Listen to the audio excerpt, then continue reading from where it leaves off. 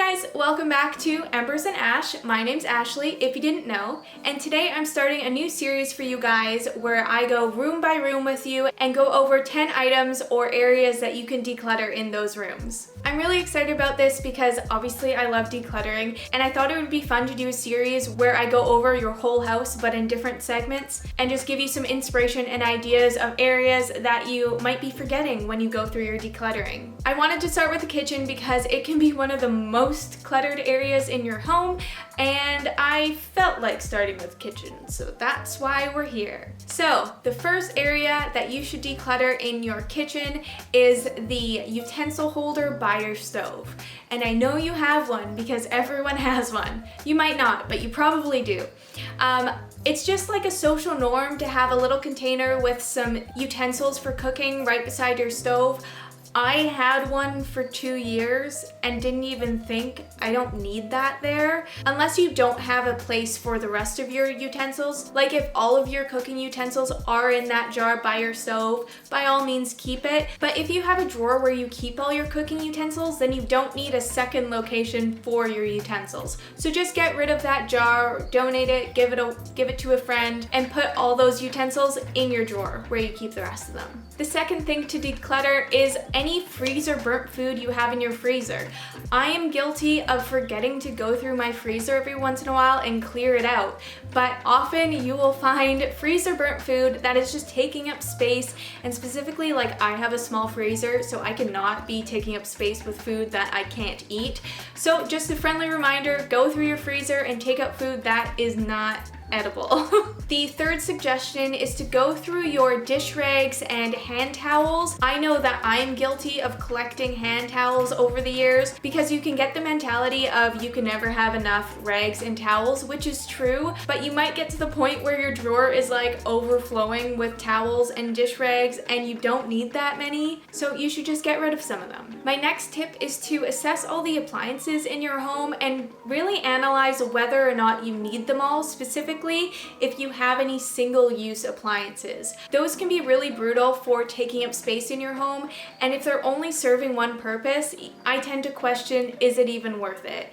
Like, wouldn't you rather buy an appliance that can do multiple things and have it just be one appliance as opposed to having multiple appliances for multiple things? Now, to be fair, if you're like an avid cook and you just love all your appliances, sure, keep them, whatever, live your life. But things like having an emulsifier and a blender and a magic bullet and a food processor, like there's just too many and they all kind of do the same thing, you know? So just take a look at your appliances. The sixth tip that I have for you guys is to go into your fridge and see if you have a stash of single-serve condiments.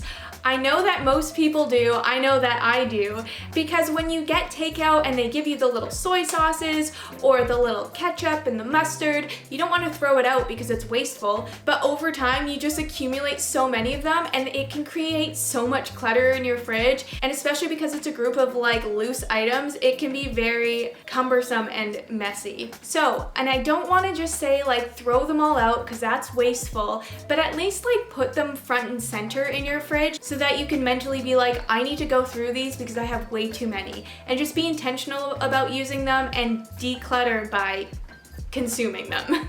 Tip number 7 is another food one, and that is to go through your pantry and look for any expired cans of food. This is just something that can happen to the best of us because as much as you try and stay on top of your food consumption, there's always a can that gets left in the back that you forget about. Next up, moving over to under your sink, check out if there's any cleaning products that you just haven't used in a long time or you don't like the product anymore.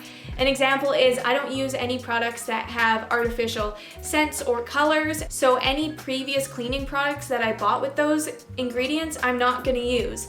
This is an easy one to declutter because I'm sure you will find a friend or family member that will get good use out of it, and you get to free up space under your sink. Tip number 9 is for that dreaded junk drawer that we all have in our kitchens. If it's not a drawer, then it's a filing system or a basket. There's always just a spot that you keep like miscellaneous things, which I'm not against because there needs to be a spot for those miscellaneous items, but it can so easily turn into just a mess of garbage and junk. So take the time, go through that drawer or that basket or whatever it is and get rid of the things you don't need. It really is like a weight off your shoulders when you can see everything in that drawer. And the 10th and last tip that I have for you guys is to go through your containers and check and see if you have any that are mismatched or broken or just too stained, and clear them out. Containers are like the most cumbersome item to keep in your kitchen. They always just end up a mess.